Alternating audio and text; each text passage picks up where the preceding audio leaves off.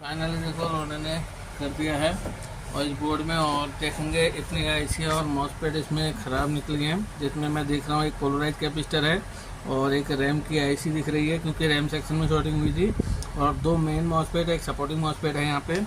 तो आपको कैसा लग रहा है सिविल इंस्टीट्यूट में ट्रेनिंग करके? मुझे बहुत अच्छा लग रहा है। प्रैक्टिकली मैं यहाँ नॉलेज को अपने अप्लाई भी कर पा रहा हूँ, तो लैपटॉप रिपेयर भी हो रहे हैं, तो इससे मेरा जो कॉन्फिडेंस है वो और बिल्डअप हो रहा है, तो मुझे अच्छा लग रहा है। Thank you. तो जब आप बिगनर आए थे तो आपको इतना होप था कि इस लेवल पे आप जाएंगे?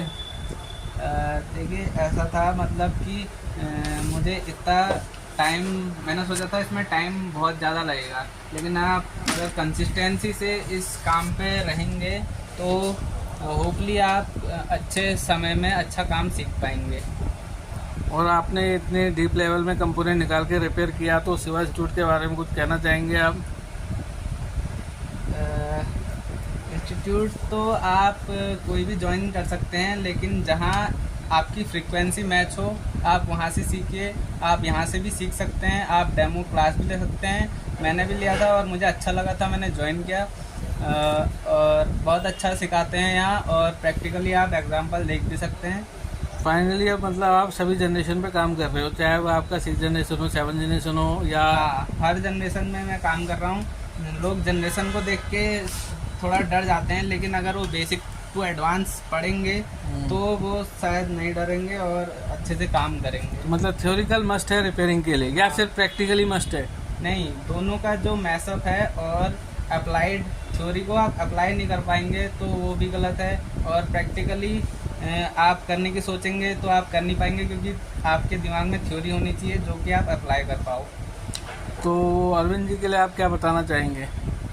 सर बहुत मतलब काइंड है और बहुत इंटेलिजेंट भी हैं, और जितना आप उनसे पूछो वो मना नहीं करेंगे, ना ही आपको कोई मतलब आपको मना नहीं करेंगे, और अच्छे से आपको समझाते हैं, अच्छा टाइम देते हैं। और मेरी तरफ से मतलब थैंक यू सर को।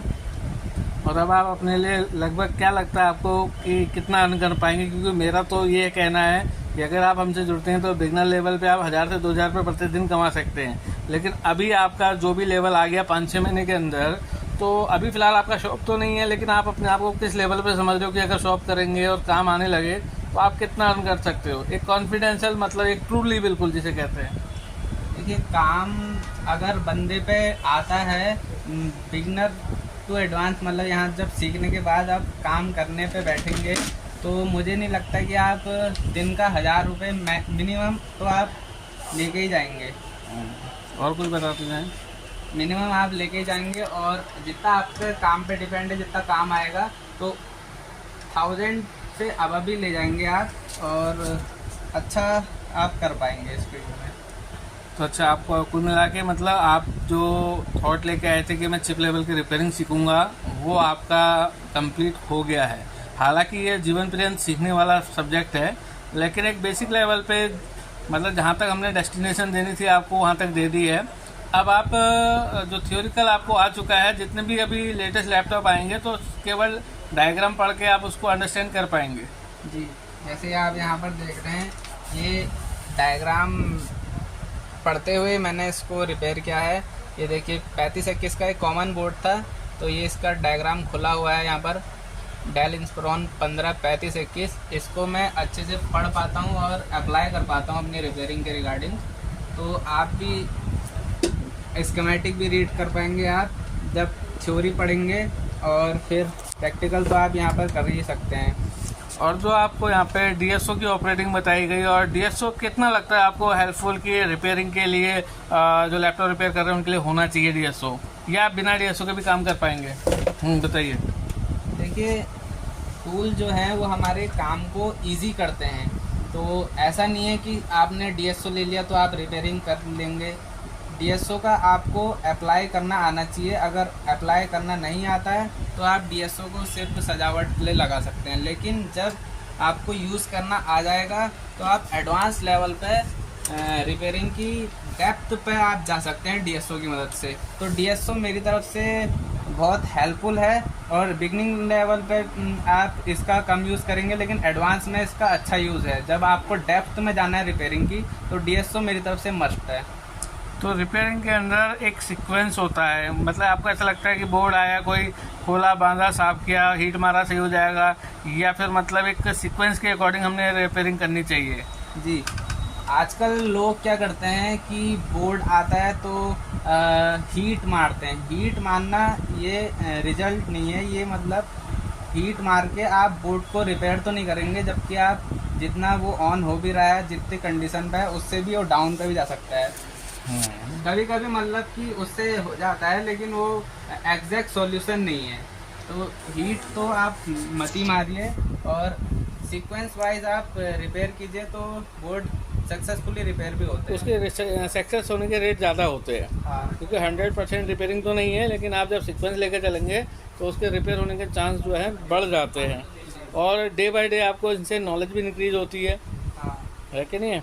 और कुछ मतलब लास्ट में कुछ फीडबैक अपना कहना चाहेंगे, क्योंकि मेरे को लगता है कि 5 से 7 महीने आपको हार्ड वर्क करते हुए हो गया है। तो देखिए, अगर आप इस फील्ड में आना चाहते हैं तो आपको पूरी अच्छे से मेहनत करनी है। ये नहीं कि आप 1-2 घंटा दे रहे हैं। अगर आप इस फील्ड में थोड़ा सक्सेसफुल होना चाहते हैं तो आपको अच्छा टाइम देना पड़ेगा। सर की तरफ से जो सर ने कोर्स बनाया है वो तो आपके लिए हेल्पफुल है ही, लेकिन आप अपनी मेहनत नहीं करेंगे, आप अपनी तरफ से एफर्ट्स नहीं देंगे, तो थोड़ा कम सीखने को मिल पाएगा आपको शायद। लेकिन अगर आप अपनी तरफ से, और सर का तो कोर्स है ही, तो दोनों का जब आप कॉम्बो करके सीखने की प्रैक्टिस करेंगे तो आप 100% सीख पाएंगे। तो मैं यही कहना चाहूँगा कि आप रिपेयरिंग अगर सीखना चाहते हैं, अगर डेप्थ में जाना चाहते हैं, कोर रिपेयरिंग जो हम बोलते हैं लैपटॉप की, अगर वो करना चाहते हैं, तो आप मस्ट यहाँ सेवा कम्युनिकेशन को ज्वाइन कीजिए और लैपटॉप रिपेयरिंग सीखिए। Okay, thank you.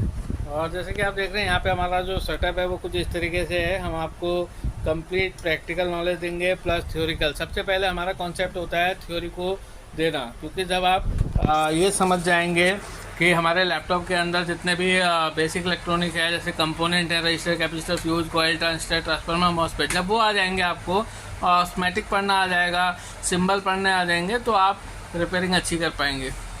उम्मीद करता हूँ आपको ये वीडियो समझ में आई होगी। और अगर आप ऑनलाइन चिप लेवल पे रिपेयरिंग सीखना चाहते हैं तो हमारे ऑनलाइन और ऑफलाइन कोर्स के माध्यम से जुड़ सकते हैं। पूरा वीडियो देखें। थैंक यू, धन्यवाद।